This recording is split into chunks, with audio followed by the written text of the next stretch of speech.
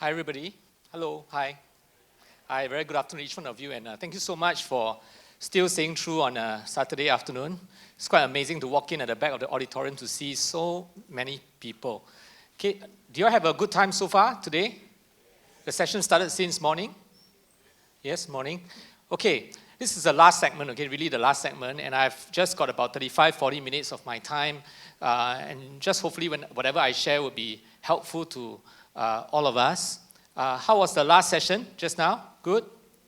Good. I'm sure we have learned a lot. And I'll tell you honestly, of all the many sessions I've heard on stock pick, this is probably one of the better ones, really. I hope you feel, I don't know the speaker, okay? I was just seated there and I was just listening. And I felt it was very good because it's very down to earth. Yeah, it's not about trying to make money quick, but we all do realize that to do well in picking the right stocks, it takes a lot of not just knowledge, but a lot of your time. You agree? It's not easy, really. Even for someone like me who is trained in finance, as I sit down there, as I sat down there, a lot of things that he said, I don't think I can even do it because sometimes there is this lack of information. Yeah, I mean, we know all the formulas and all that, but there is a lack of information. So what I'm going to try and do this afternoon is to just offer another way of investing, which the speaker have spoken earlier on as well. Okay, and hopefully that helps some of us whom you want to invest, but you may not necessarily have the time. You may not have the interest, to come back home, and then flip through thousands of prospectuses, read the stocks information, read the company's information, and invest. There is another way of investing. Okay, so this segment is just for that. Okay, I'll try and take about 40 minutes, then I'll do a 10 minutes closing, and then we call it a day. It's a Saturday, and then we should all go home and be with our families. Are we okay? Not hearing you. Are we okay? Okay, great. So let's start, okay? So key to successful investing. Now, many of you have sat through some of my sessions before, and I always start with showing you this chart. Now, some of the materials I'm going to use is pretty similar, but I have some new information for those of us who have been sitting through all my sessions. But I always like to start with this particular chart because this is a chart of the US stock market for the last 100 years, about 100 years, from 1900 all the way to 2009. Yeah, and I know there are many lines here, but just take a look at the top one, okay, the top one. You can't see the LED, the pointer is very faint, but just look at the top one. The bottom three consists of, two of them are bonds. One of them is actually the equity market return, but with no dividend reinvested. The first one is total return. That means the dividends are being invested, and this is the US stock market. This was a study done by Credit Suisse. They did a study on 17 stock markets, just 17, but these 17 stock markets are the big markets, and they constitute 90% of the world equities market. So it's a pretty accurate study. Right, so the first one, like I say, is the biggest stock market in the world, which is the US market. By the way, the US market constitutes 51% of the total world's market, meaning to say 51% of the listed companies in the world came from the US. All right, so if you look at this stock market over for a period of 100 years, you realize that there were three major crises. The first one happened somewhere around here, that's about 1929, 1930, and that is the Great Depression. The stock market dropped 89% over 2 years. Very scary if you're investing during that period. Okay, now interestingly, 40 years later, somewhere between 1970 to 1980, I hope you can see my pointer, it's around here, you see a big dip here. Yeah, that is the Middle East crisis or the oil crisis whereby the oil price strike. So that is the second major crisis, about 40 years apart. Interestingly again, about 40 years later, from 1970 to, if you add 40 years, about 2010, but we all know that we had it early. In September of 2008, there was the great financial crisis. I'm sure many of us here remember the 2008 crisis. Do we? Yes, right? Yeah, so those crises are considered big. I know there are a lot of other crises in between, but those are the smaller ones. The big crises are the ones that affects the whole world. Yeah, it's a structural breakdown of the financial system. It affects the whole world, and it takes a much longer time to recover. Those is what we call big crises. Right? So there are about three over the past 100 years, the third one being somewhere on the right side. All right? Now, from 100 years of stock market history, we can learn a few things. Now, the first thing, or rather we can learn 3 lessons, make 2 applications, and have 1 observation. Now, what are the 3 lessons we can learn? Now, the first lesson we learn is that a major crisis happens every few decades. The good news is it doesn't happen every year. It doesn't happen every 5 years. Thank God for that, because if that happens, we're all going to get ulcers. There's no fun having big crisis every other year. So a major crisis happens every few decades. The second lesson we can learn from the history of the stock market is no matter how bad a crisis, it always recovers. The Great Depression recovered, although it took a long time. The Great Depression took about 14 years before it recovered, the markets. Yeah? The GFC, the one that just passed us, September 2001, that one recovered very fast. It took about 6 months. The market started recovering after March of 2009. But it recovers. That's the second lesson we learned. The third lesson we can learn from history of the stock market is that the stock market always goes up in the long run. Now, these are the 3 important lessons, and once we know these 3 important facts, they are facts, they're not my opinion, they are facts. Once we know these 3 important facts, these 3 facts can help us make decisions in our investment. So, understanding these 3 lessons, what are the 2 applications? Well, it means that there are 2 ways to invest our money. What is the first way? The first way really is to time the market. Now, we always hear this word, time the market. What does timing the market means? Timing the market means you know exactly when is the best time to get into the stock market, get out of the stock market, when is the best time to buy bonds, when is the best time to buy gold, when is the best time to buy property. If you're going to the stock market, you know exactly when to buy stocks, when to get out. If you're going to the bond market, when to go in, when to get out. That is timing the market. Somehow you use data, you forecast, you predict, and you go in and out of the market. That's what timing the market means. And if you look at the chart here, timing the market simply means that you must buy. I hope you can see the pointer. Huh? Can you see the pointer? Those at the back, I doubt you can see. Okay, the pointer, the market over here. So you buy when it's here, then you sell when it's here, then you buy when it's here, you sell, you buy, you sell, you buy, you sell, you buy, you wait, you sell, you buy, you sell, you buy, and then you sell again. That is what timing the market really means. And if you can do it right most of the time, you don't have to do it right all the time. You just have to do it right most of the time. Then you boom town Charlie. Or boom boom town town Charlie Charlie. It means you make a lot of money. But what does timing the market really mean? Timing the market means that if today in this auditorium we constitute the entire market, it just means that 50% of you will think that this is the best time to buy the stock or the bonds or whatever. 50% in this auditorium will think that this is the worst time. Does it make sense? So you think this is the best time to buy, 50% must think this is the best time to sell. Then you can buy, right? Right? And what that means is that 50% of you will be correct. 50% of you will be wrong. Does it make sense?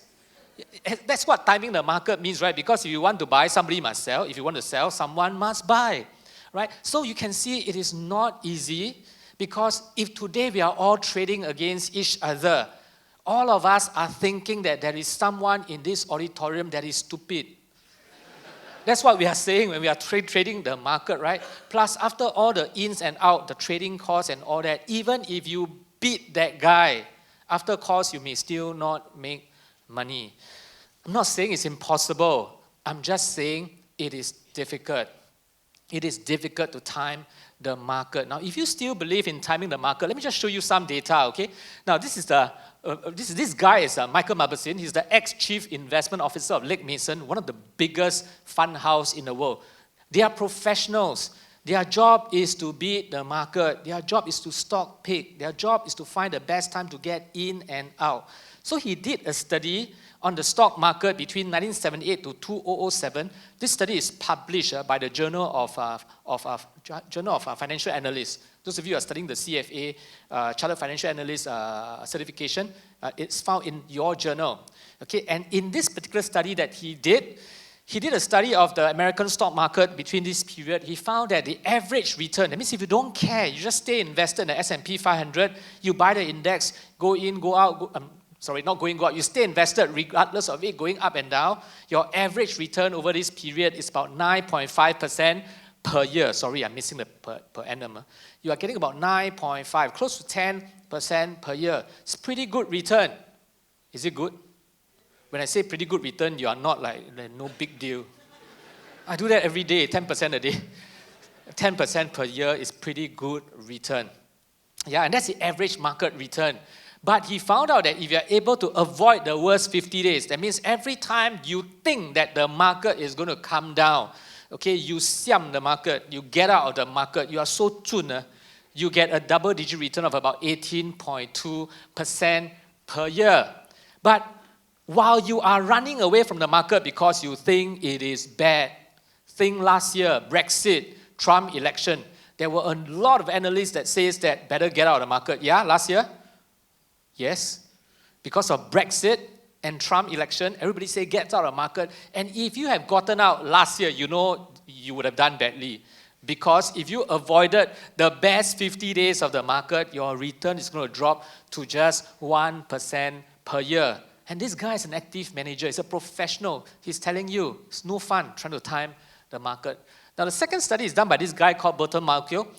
I love this guy because he writes a very interesting book called A Random Walk Down Wall Street. Okay, if you've not read that book, I advise you, I'll recommend you to buy this book. It's cheap enough, okay, to excite you, but not so cheap until you read, then you don't know what it's talking about. Like the CPF, right? You read, then you don't know what it's talking about. Right? But this is not so complex. I think it's even simpler than CPF. Okay, but it's cheap enough to actually keep you reading. This guy is also an advisor to the US president, not the current one. Okay, long time ago. Okay, and he did a study of the market, the US market again for the past 54 years. He found that over the past 54 years, markets have risen 36 years, flat for 3, and down only for 15 years. Okay, so most of the time, 39 years out of 54 years, the markets are either flat or up. And if you take a conclusion of these two studies, Burton Malkiel studies as well as Michael Mabusson studies, the conclusion is this: if you try to time the market, if you are wrong, you are very jialat.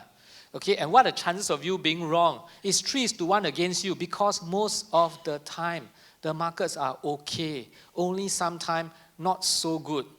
And if you try and time the market and invest, actually it's a very stressful way to invest, right? I mean, if you try and time every day, you are thinking whether this is the best time to get in, get out, get in, get out. It is actually quite stressful to invest. Now, I'm going to show you another chart, okay? I hope you can see, people at the back can see, okay? Okay, don't worry. Okay, because professionals, we always show you very complicated things to tell you that we are very clever. Actually, it's not complicated at all. Okay, when I first look at this, I also say, wow, gong si mi, don't know what he's talking about. But actually, it's very simple. If you look at all this, my pointer is not working very well. On top here is 02, 03, 04, 05, 06. All these are the different asset class. Whether you're invested in commodities, fixed income means bonds, high yield bonds, REITs, cash, and so on and so forth. This is the performance report card, okay, of who does the best for that year. So top 3 for 2002, commodity, fixed income, high yield. Top 3 for 03, emerging market equity, small caps, developed markets equity. Now you know how to read this, right? Nothing complicated. I'm going to give you 5 seconds. Take a look at this chart and spot a pattern. Can you find a pattern? It's a trick question. There is no pattern. And that's the point. If you try and time the market by spotting a pattern, it is hard because there is no pattern. The person who did this study says this, when you time the market, you might as well get a monkey, blindfold a monkey, take a dart and throw. Probably the monkey will do a better job than us because he has no emotions, or rather he has no emotions with the stock market. Okay, but it's just to show you it is very hard to spot a pattern.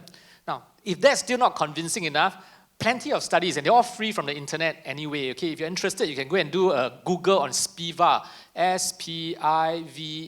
Okay, S-P-I-V-A is a study done by Standard & Poor's, S&P, SP. Okay, IV is index versus active, meaning to say all those people who pick stock versus the market, who has done better. Okay, plenty of free materials from this website, website called SPIVA, S-P-I-V-A. So I've just taken it from SPIVA, okay, and this shows you the percentage of large US fund managers, or the active managers who try to beat the index, Okay, look at it. The blue one means they beat lah. The red one means they don't beat lah. So if you realize most of all these active managers cannot beat the market. They try and time, go in, go out, pick stocks, but they fail. The previous speaker said the same thing, right? Not easy for unit trust active managers to beat the market. First year looks very good, 34%, but subsequently, over a long period of time, you realize that most of all these so-called professionals who try to pick stocks and time the market, they don't do better than the index. If this is not enough, next slide. This is the emerging market. Just now was US, this is emerging. Emerging market is your Indonesia, your India, all these are emerging, okay?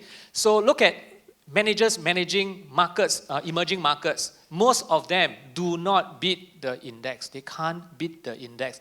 Now, of course, from this study, from the last two data, we also can see that there are some that beat. Yes? And so the conclusion would be, then find those that beat, lor. I mean, most don't beat, lah, but then there are some that beat, right? Then you go and find those that beat, lah. Okay? The problem is this. It is not easy to find those that beat. And not only is not easy, those that beat do not beat it consistently. The next set of data, you can also find it in SPIVA. Okay, this shows you the mutual fund, US equity. The rest, there is another table for emerging markets, but I'm going to show you one only, US equity. Okay, so this is the US market one. Okay, at the start of the research period, which is September 2012, okay, 660 funds belongs to the top quartile. That means they're the best 25%. Okay, 1 year later, out of these 660, only 40%. Okay, I know you can't see I'm not very tall, but I'll try. Oops, I think I pressed something. I need some help. Can you bring back to the PowerPoint slide? Thanks. Okay, so I'm going to try and walk here. Okay, so out of the 660, after 1 year, only 40% remain in the top quartile. You understand how to read this? So at the start of the research, 660, they are champions. They look good. And in 2012 September, this 660 they will put up a lot of advertisement. They are star manager for the year. They are solid. Newspaper will interview them. And they will talk about how solid they are for the last 1 year. What did they do right, and all that. But 1 year later, out of this 660, only 40% remain. The rest, don't know go where already. 2 years later, of this 660, only 3.48 remains in the top. Then 1 year later, September 15, only 0.3. By September 16, 0. That means this 660, which used to be the top fund manager, after 4 years, they are no longer there. So if I'm a salesperson today, I'll come to you in 2012 and I'll show you all these beautiful awards and I'll say, very good, solid, this year top manager. Then you say, good, you buy. 4 years later, they are nowhere.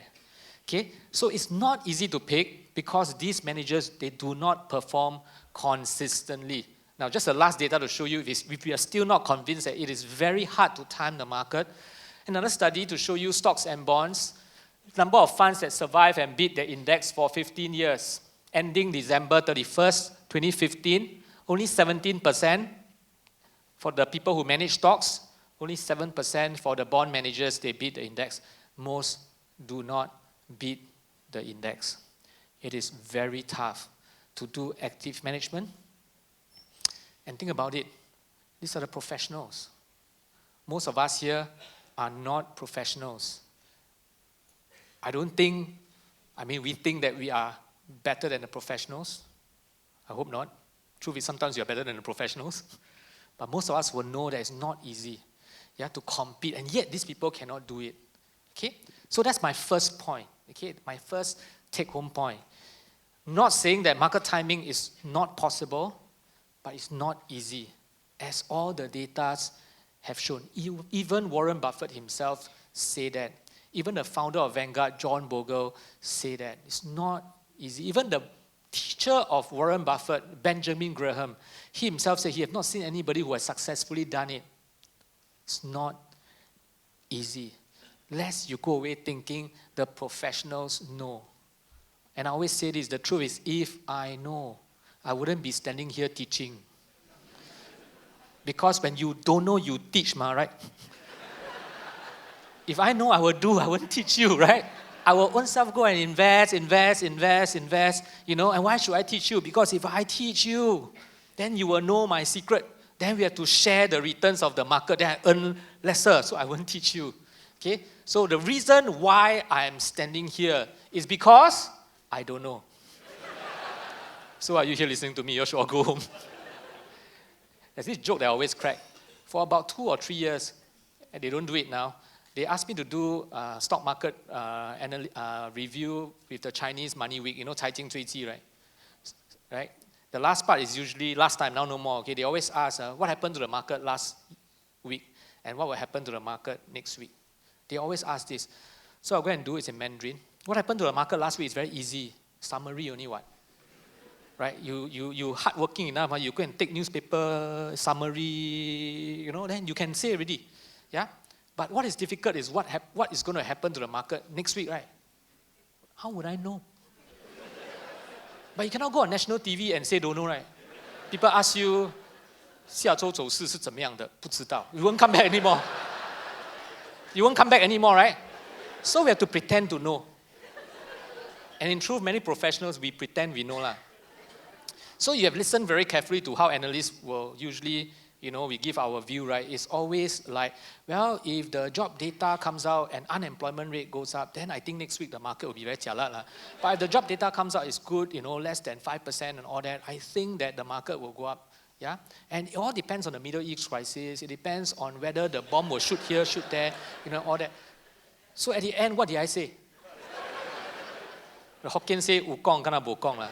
Because you go back and I think, what did he just say? I never. But I actually look quite smart, right? Because I go there, talk. Because really, in truth, how I know? I have to be a friend of President Trump to know. And call him, hey, what's your policy? Hey, don't bluff me, because you always bluff one. But it's very difficult, right? It's very difficult. Okay, so I'll tell you that as professionals, even professionals, we get it wrong actually most of the time. And the data shows you that. So then what's the second way? And of course, the second way is to stay invested and keep investing way. And this is the way that is easy, but yet not easy. Okay, but I will elaborate. Okay, so what is stay invested and keep investing?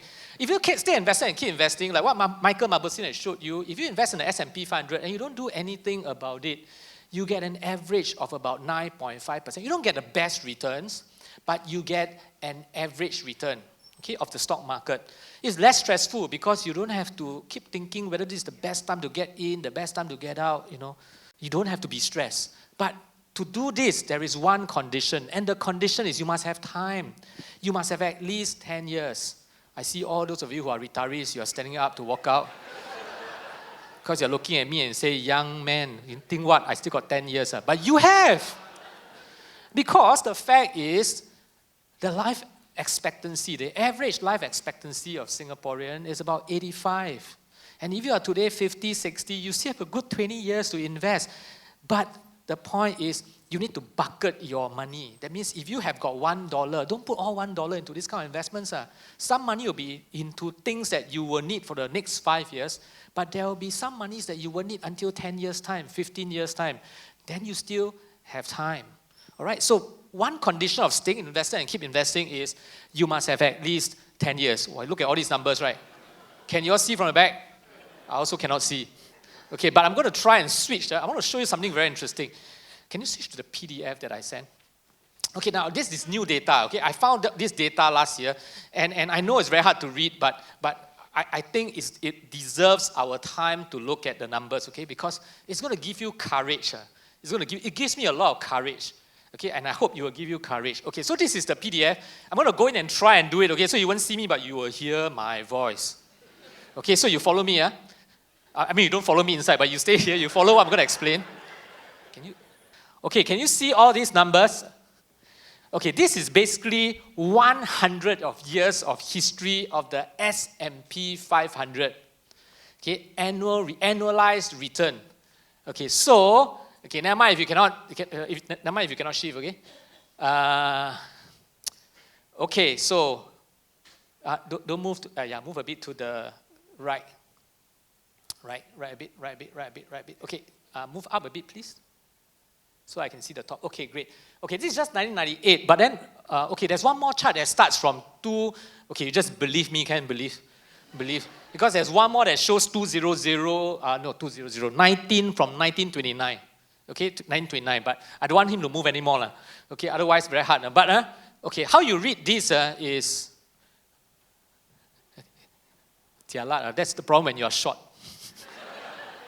Okay, so when you look at this number, 39.8, okay, and you see this 2007 all the way until here. Can you see?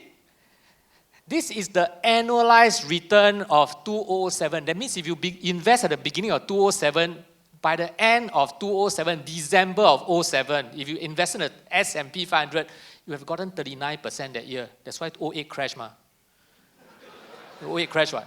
Okay, but let's say you start from here, 06. If you started in 06, okay, this is 1 year return for 06. Getting me? Okay, and this is 07, right? This line is 07, right? From that side, 07, right? Yes or no? Don't make me walk, yes or no? This screen very big, you know. So this means this is the annualized return for 2 years. That means you get 36.1% for 2 years. I mean 36.1% per year for 2 years. Annualized return. Am I clear? Yeah? 05, you started investing in 05. This is the annualized return, 1 year. Annualized return for 2 years. I mean, for the last 2 years, every year you get 33.5. This one, every year for the 3 years, you get 35.6. I tell you, when you invest this period, boom down, look at the annualized return. It's crazy. Are we okay so far? Okay, now, so you know how to read this chart, right? So it's very simple, right? So if you move, okay, now I got to ask you to move back to 1929. Make it smaller. Okay, and then you show me the, okay, hold on. Okay, stop. Okay, up, all the way up. Thank you. Up. Okay, that's like, okay, on the top corner there, this is, okay, don't open up already, sorry. Can you just bring it back to just now that size? Bring it smaller. Okay, good, stop. Okay, so if you look at the top left corner, that's 1926. Okay, and that is the 11.6 is the 1 year return. 23.9 is the annualized return for 2 years. That means if you invest starting 1926 to 1927, you have gotten 23.9% per year for 2 years. You all got it, right? Now, you look at all the red one means negative. Okay, so you look at negative 2.4, 1941, negative 2.4. It means that if you started investing in 1929, okay, at the end of 1941, your annual return is still negative. That means you haven't made money yet because of the Great Depression. You have not even broken even. Clear? Easy, right? Now, if you look at this chart, you realize that I drew a line, a red line. Okay, now can you make it small again? Small again. Okay, stop. Thanks. Okay, so you see I drew a red line. And this red line simply means anything behind here, you will have a chance of a red. Once you cross the red line, you realize nothing is red. Everything is black. Can you see? What does it tell you? And by the way, from here down to the red line is 14 years. What does it mean? It tells you that even when the market crashed like the Great Depression, like the GFC, it tells you that when you bite the bullet and once you cross 14 years, your annualized return is always positive. This is 100 years of data. How many of us here has lived for more than 100 years? This is 100 years. Now, I don't want him to move again because it takes up time, but the MSCI emerging market, that's the emerging market, is 10 years. If you invest the first 10 years, you sure vomit one. Because the world is like that. Some years good, some years bad. There will be crisis, president change, party change, except for Singapore. Every other country, party change. Right? So there will be government change, here and there. And you don't expect the market to go straight line, right? There are no, tell me one investment, the line straight one. Fixed deposit, that one. Even fixed deposit also a bit of up and down.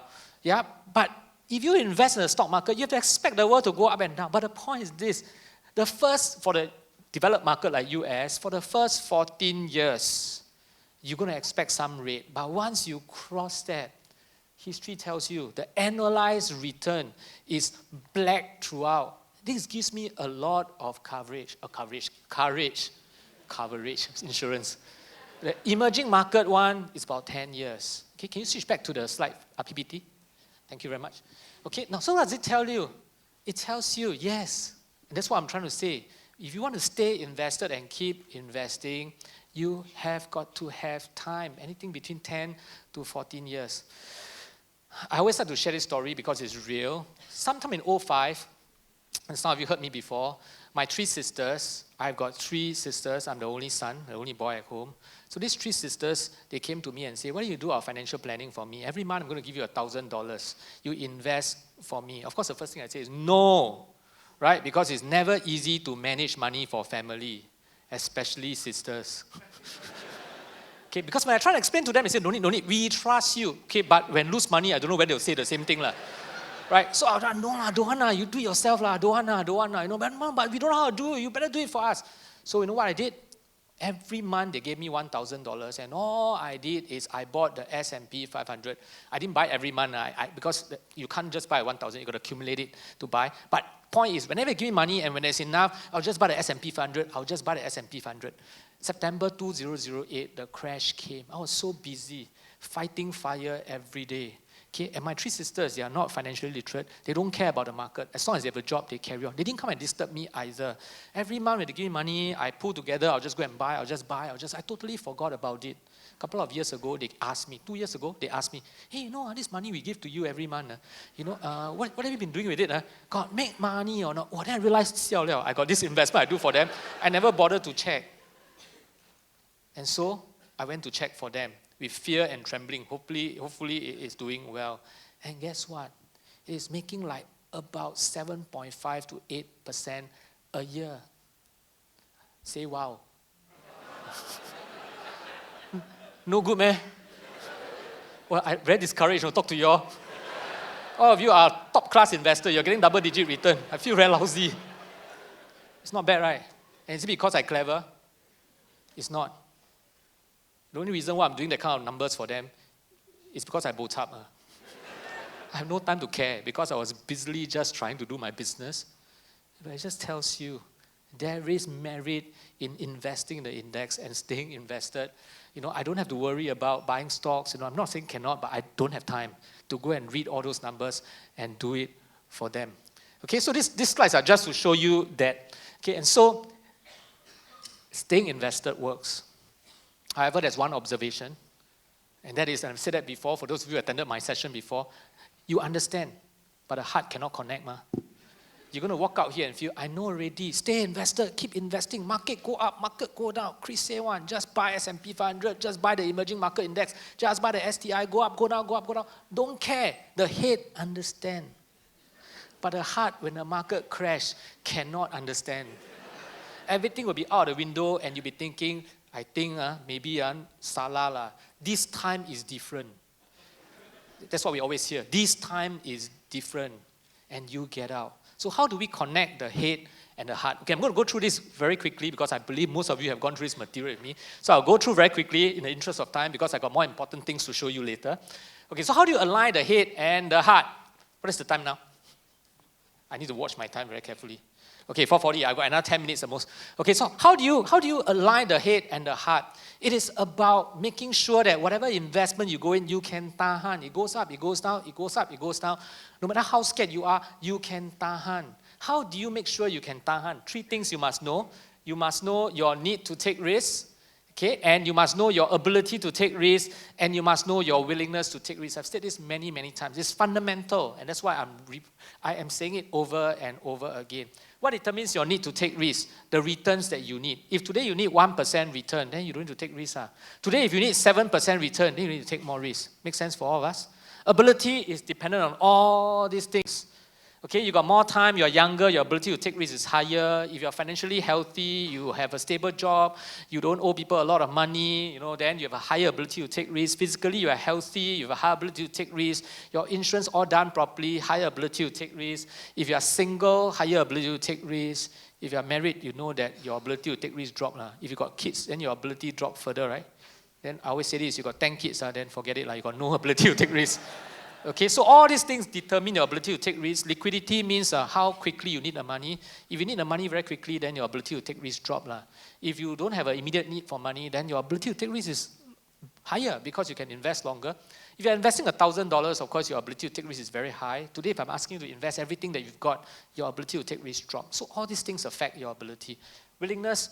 We're in the industry, we have this risk profile that we ask you to do. Before you buy insurance, you buy unit trust, financial advisors, agents, bankers will always make you do the risk profile. That is just our way to make sure that if things go wrong, you won't blame us. It's your fault because you signed already. Okay, I'm just kidding. Okay, just kidding. Okay, but that particular risk profile measures your willingness to take risks. If it's done properly, it measures your psychological willingness to take risks. But it's not all, it's just 1/3 of the equation. To really understand the risk you can take, you got to combine the three, right? Yeah, because some of us here, you have no need to take risks, you have no ability to take risks, but you want, because T key. So you want to take risks. Even though you no need, I realize not a lot of people understand T key. The new generation don't understand T key. T key in English means stubborn. Those people who laugh, you're my generation. Okay, so you have no need to take risks. You cannot take risks, but you die want. If you no need and if you can, even if you die want, you shouldn't because you have no need and you cannot. Right? For some of us, we need to take risks because we need the percentage return to reach our target. And we can because we are financially healthy. Okay, we are able to take that risk. We are young, we got time. But then we are unwilling, we are scared. If you no need, or rather if you need and if you can, if you are unwilling, you still should take the risk unless you are prepared to get a lower return. And it's going to affect your financial plan.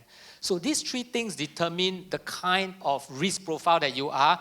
It determines what volatility you can take. So let's assume in this auditorium, all of us today here, let's say we have no need to take risks, cannot take risks and don't want. So we are all very conservative investors. Yeah? No need, cannot, and we also don't want. So you're very conservative. Then the next step really is you go and design a portfolio. And this is just a sample. You can take pictures, but please don't go back and buy exactly the same. It's sample. Understand? Sample. Okay, but it just tells you this. If you are a very conservative investor, would you like to take me in a picture? You can take now. Conservative, okay? This is conservative because the pointer can't see properly. Okay, so you realize that if you're a conservative investor, most of your monies are actually into bonds and cash. Very little is into stocks, equities. If you are very aggressive, then most of your monies are actually into equities. Okay, lesser money is into bonds. It's as simple as, and really, I mean, it's not too difficult to understand, yeah? Okay, so that is the next step. This is like a recipe you design. Now, once you do that, okay, the third step is actually key. It is crucial now. Once you know, for example, you are a very conservative investor, the next step is you got to execute it. So what do you use to execute it? You need to buy some bonds and you need to buy some equities. Traditionally in Singapore, we are always buying unit trusts. We are either buying unit trusts or investment-linked policies, ILP, yes? But it's a very expensive way of investing. Okay, not only that, unit trusts, ILPs, they are actively managed. The fund manager try to beat the index, but I've shown you enough data to show you that most unit trusts fail to even beat the index. So then why go and try and pick these managers? So I'm going to recommend that you use low-cost funds, and I'm going to show you why low-cost is important. What are some examples of low-cost instruments? One, okay, index funds. Okay, so in Singapore now, we have Vanguard index funds. I'm sure you know Vanguard. Vanguard is the biggest fund manager in the world. Okay, so that is Vanguard index fund, but unfortunately now, okay, only the accredited investors can buy Vanguard funds, Singapore-listed ones. Okay, not Singapore-listed, Singapore-registered ones. What does accredited investor means? It means that you have $2 million net worth, or you earn a preceding income of 300,000. Last year income, 300,000. Cannot combine yourself. Okay? No problem, right? I look at all of you, nothing. Okay? But for me, got problem. Okay? But soon, I believe quite soon, Vanguard funds will be available for all of us. Okay? But for now, it's just AI. Okay? But look at the management fee. The management fee is only 0.3% per year versus if you buy a unit trust, average is about 1.65. It's a big difference in fees. The next thing you can buy, ETF. ETF, all of us can buy. Okay, exchange-traded funds, they are the ones that are listed in the American Stock Exchange. They are ETF listed on the Singapore Stock Exchange. The management fee is only 0.15% versus a unit trust and ILP of 1.65%. Big difference. This one we all can buy. Next, okay, the latest in town last year. It came last year, September. This is called evidence-based. Okay, and we have this fund manager called Dimensional Fund Advisors. They are very big, but unheard of in Singapore because they only decide to come to Singapore last year in September, registered with MAS. Right? Now, I'll explain a little bit about what is evidence-based investing. Okay, but for now, it's again only for accredited investors. But soon, I believe, soon, very, very soon. Okay, when I say I believe, you know what I mean, Yeah, I believe. You know what I mean? I believe means it will happen. Okay, very soon, all of us can invest in this as well. Evidence-based. Okay, look at the fees, also about 0.3% versus the 1.65%. These are all low-cost options. Okay, these are all low-cost options. Now, let me try and quickly explain the differences between all these options. Okay, so let's say today, okay, you are not the people who buy stocks because you don't have time. Okay, not that it doesn't work, but you don't have time, and you just want to buy funds. And let's say you want to invest in the world market of 1,600 stocks. The index, the market we are trying to beat, so-called, is the world market. Okay, and the MSCI World Index consists of 1,600 constituent stocks, of which 51% are companies listed on the US Stock Exchange. Okay, so that is MSCI World. Now, if you are an active manager trying to beat this market, what you're trying to do is that you will not buy the same 1,600 stocks, right? If you buy the same 1,600 stocks, then you're just getting the market return. You're trying to do better than the MSCI World. So the active manager here will just say buy 200 stocks. And if they pick the correct 200 stocks, they will do better than the index. If they pick the wrong 200 stocks, then they will do worse than the index. Am I making sense? Yeah, and how do they pick? They pick by forecasting of the company's earnings, PE ratio, price to book ratio, economic data, all these things. And if they get it right, they do better than the index. Okay, the fee, however, is expensive because they have to employ a lot of very intelligent people to do all this forecasting. So the fees per year could be, say, 1.65% average to manage it for you. Okay, so that's active.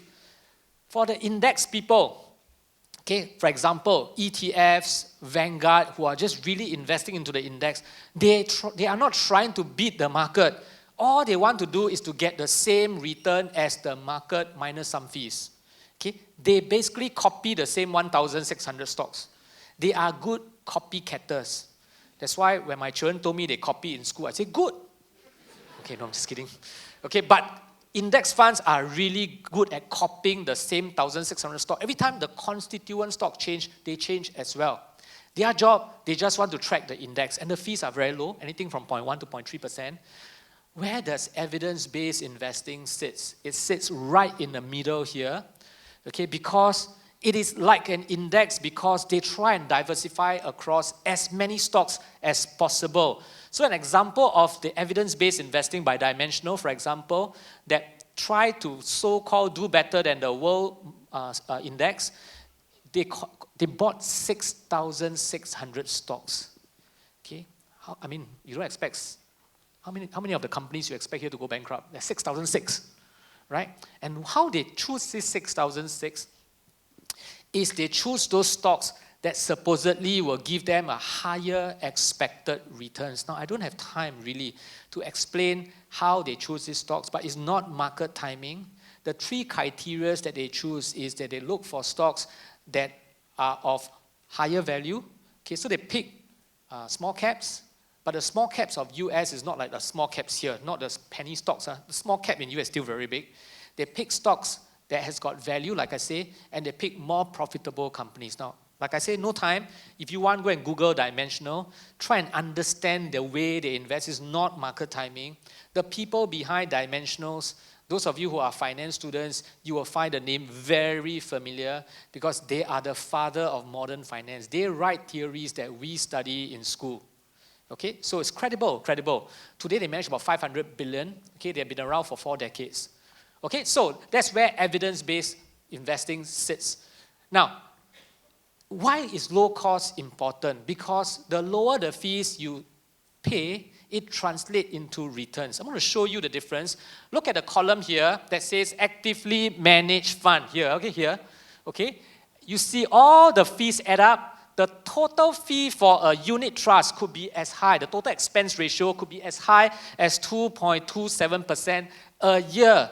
Compare that to the index fund, it's only about 0.06% per year. That's a huge difference, more than 2%. Okay, 2.2%. And today, if you are investing about $25,000, $27,000, let's say, and at the start of the investment, you put in about $25,000, $27,000, at the end of 10 years, if you invest in an actively managed fund, okay, you will see that after minusing, let's assume that the returns is 7%, either after taking away the expenses, this is the net return, 4.73 for unit trust, index is about 7, okay, because the fees are very low, you have an advantage of 2.21% in savings of fees. Look at after 10 years, your unit trust will give you 44, 130, 286, 561. For index, it's much higher. You have advantage of 366,000. And you lose that money because of fees. Now, I don't want to belabor the point.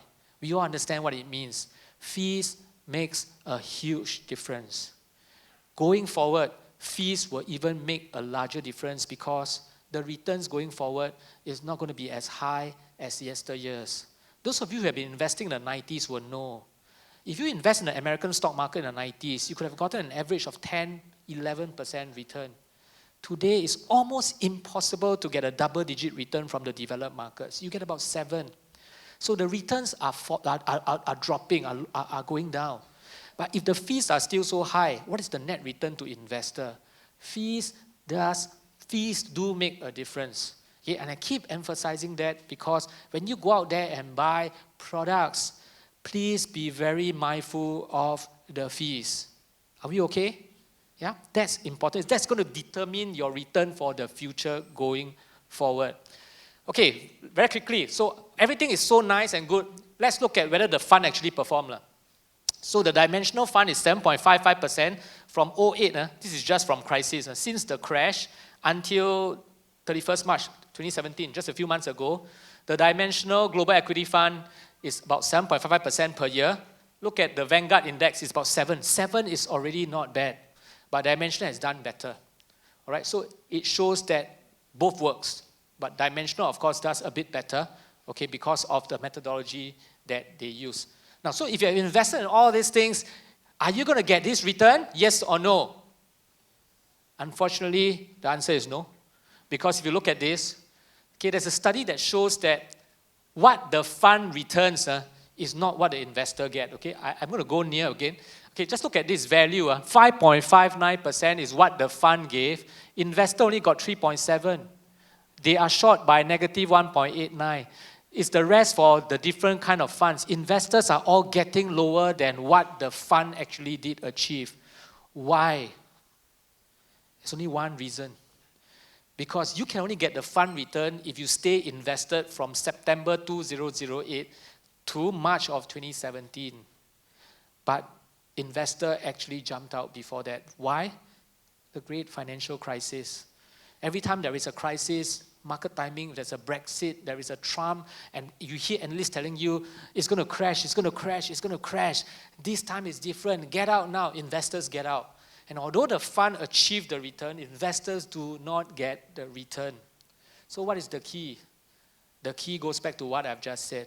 It's all about staying invested. Yeah, if you're able to stay invested for the long run, you are going to get the returns.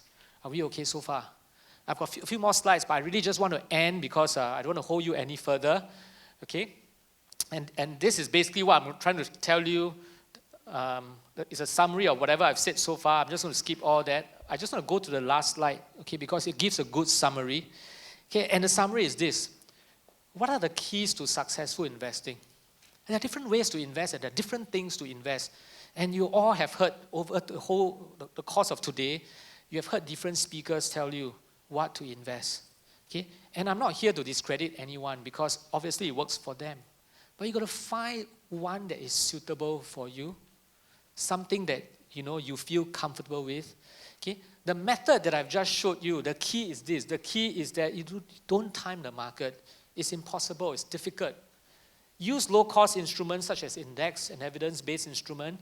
Stay invested for the long run. How? By making sure that whatever you go in, it is suitable for your risk profile. Rebalance regularly. Rebalance meaning to say that, if you start at 60-40, after a while, the allocation changes. Rebalance it back to 60-40. If you need an advisor, find an advisor. If you can do it yourself, the best way is to do it yourself because you save costs. I'm a financial advisor and I say that all the time. There is a cost to us. I mean, if you use us, there's a business cost, right? We need to make a profit, right? If you can do it yourself, you save costs. But if you really cannot do it, get an advisor, but be careful to choose your advisors because you don't want to choose a salesman. You want to choose a person that's able to advise you. Please don't run after me later and ask me for name cards. I'm not here to sell business, okay? It's not that. It's something that I really believe in. Okay, I've come to the end of the session, but because I'm also a management committee of SIAS, I've been asked to close today's session. And I just ask you to just stay with me for the next 5 to 7 minutes. Okay, because I think this closing is important. This is the start of the investment week, and many of you have signed up for programs, courses, workshops over the course of the next 7 days. You have heard a lot today as well. Okay, but I thought I just want to leave you with 3 thoughts. Even as you go away and then you start your investment, you start your investment lessons, you start your investment journey. I just want to leave you 3 thoughts. And hopefully you find these 3 thoughts to be useful for you to anchor your investment upon. Okay, and just to make sure we remember these 3 thoughts, okay, it's just simple 3 P's. The first P is prudence. What's the first P? The second P is patience. Second P is? And the third P is purpose. Say purpose. If I forget later, you remind me, okay? Because my dementia just started. True. After I say something, I forget what I say. But let me just start with first prudence. What does prudence mean? Prudence means this. Prudence means that you be careful when you decide to go into debt. You be careful when you want to take a debt, to buy the house that you need, to buy the car that you need. And I'm sure we all know this. But the head and the heart cannot connect. When I was young, I thought that to be successful, you must drive the biggest car and you must stay in a big house. If the house is small, it doesn't matter. At least it's a condominium. Nothing wrong for those of you who stay in a big house and condominium. I'm not saying that. You must know what you can afford. So, and I've said this before, some of you have heard this before. So when I was young, I buy things that I don't need with the money that I don't have to impress the people I don't even know. Can I repeat again? I buy things that I don't need with the money that I don't have, I borrow from the bank to impress people I don't even know. I was 31 years old when I first owned a condominium. Say, wow. Wow, my ego stroke already. And that was exactly what I was looking for, really. Yeah. Do I really need to stay in a condo? No, I don't need. Do I have the money? Yeah, borrow can. Every month pay like mad. For what? So that when I tell people like you that at 31 years old I own a condominium, you go, wow. To impress people I don't even know. But in 2001, when September 11 hit, I was in the financial industry, it hit me so badly. And I just started my company, September 11. And I had a condo. Don't ever come to me for market timing advice. Okay, you realize I'm bad because I started a company exactly on September 11, 2001. When the market hit, it was very difficult for my business. And I realized that, wow, I was so stressful. At the end of the day, I had to downgrade my car. I have to sell my maid, I have to sell my maid. I have to send my maid home. I have to downgrade my lifestyle. I couldn't sell my condo because at the time, to sell a condo means you lose money. But the amount of stress that I have is really not worth it. Prudence is about keeping your debt low. Some of you believe in borrowing to invest. I'm not going to stop you, but it's a double-edged sword. But keep your debt low. I think Singapore, our debt level has gone crazy. Today, the MAS definition of allowing you to buy a house, the total debt servicing ratio is 60%, right? That means to say that $1 that you earn, 60 cents go into borrowing, and that's acceptable. Leaving only 40 cents to save and to enjoy your life. That's ridiculous. And we go away thinking that it's actually okay to be 60% total debt servicing ratio. You know, when you keep your debt low, it allows you to do many things. It allows you to make decisions that otherwise you wouldn't be able to make.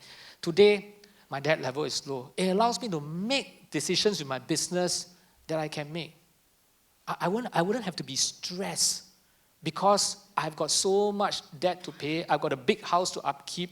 You know, I've got a big car I've got to upkeep, expensive car to upkeep. Big car doesn't mean expensive, because you can buy lorry, big car, but not expensive. Okay, expensive car to keep. It doesn't mean that, but you know what I mean. Prudence is key. As you start your investment journey, make sure you keep your debt low first. That's the foundation. What is the second one? Patience. Today we live in a fast world. We live in an instant world. Everything we want fast. Fast is good for productivity, but fast comes with a price. We all know that. You want a fast meal, go for instant noodles. It comes with a price. You want a fast meal, go to McDonald's. You go to all the fast food. It comes with a price. Today, sometimes we want fast return.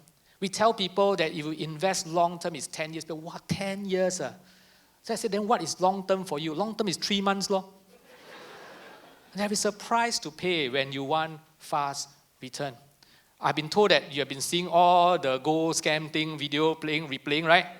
Yeah, at first when I watched it, I said, wow, another gold scam coming out. Then I was told, this one is a money sense SIAS initiative. That's how people fall into scams, because we want fast return.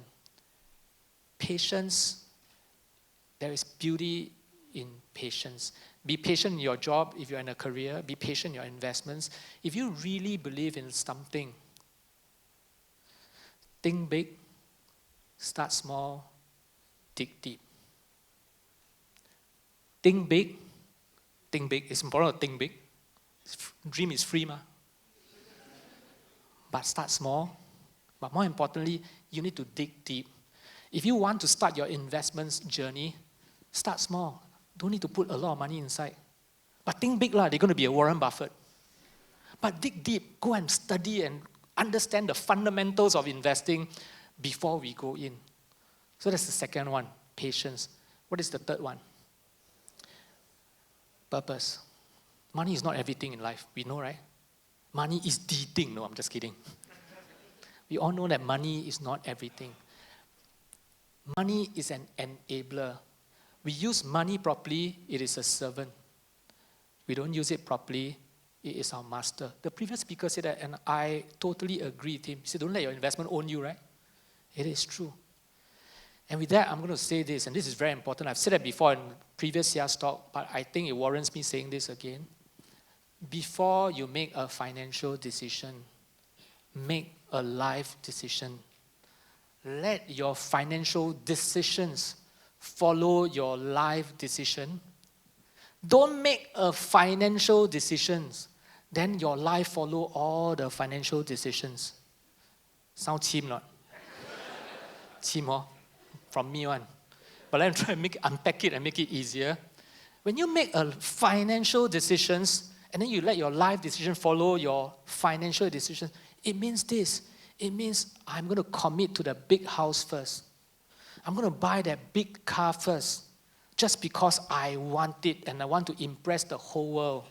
Subsequently, your life decisions all follow it. The career you choose, the kind of money you want to earn, the kind of lifestyle you want to keep, the late nights you're going to keep just to earn that money, that life decision is going to follow that one financial decision that you make. And that sounds stupid, really, isn't it?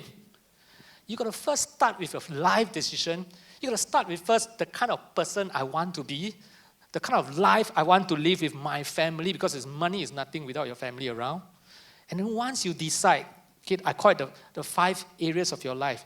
Okay, the first 5 areas of your life is your career, your family, your community, your social life, your friends, okay, and your spiritual life if you have a faith. These are the 5 areas of your life you need to make your decision with, the kind of person I want to be in these 5 areas of my life. Then you start making financial decisions in support of these 5 areas of your life. Does it make sense for all of us? And then you realize that sometimes once you make the decision, you realize, I don't have to take so much risk. I really shouldn't take so much risk. I really shouldn't take up a big debt because it's meaningless in the 5 life decisions that I've made. Keep these 3 points. I hope it's helpful. It's helpful for me. What's the first one again? Prudence. Second one, patience. Third one is purpose. As you go about making your financial decisions, your investment decision, keep these 3. This tree keeps you grounded. It keeps me grounded. I've been doing this for 20 years. Today I have a name card that says CEO. But you know what? I'm always reminded the minute I leave my career and I lose my name card, I'm a nobody. Today, because I have that name card, a lot of people come and talk to me, people who try and sell funds, they come, wow, because I'm the CEO, I get wine and dine. If I forget that it was just a title that they are coming to me for, and I think that I'm someone, the minute I lose this job, I'm a nobody. We all are. Agree? So keep these 3 points as you start investment journey because it will keep you grounded, not just in your life, but in your investment journey, or not just in your investment journey, but also in your life. Are we okay? Have a good weekend. Enjoy yourself the whole of next week, all right? Thank you very much. Thank you.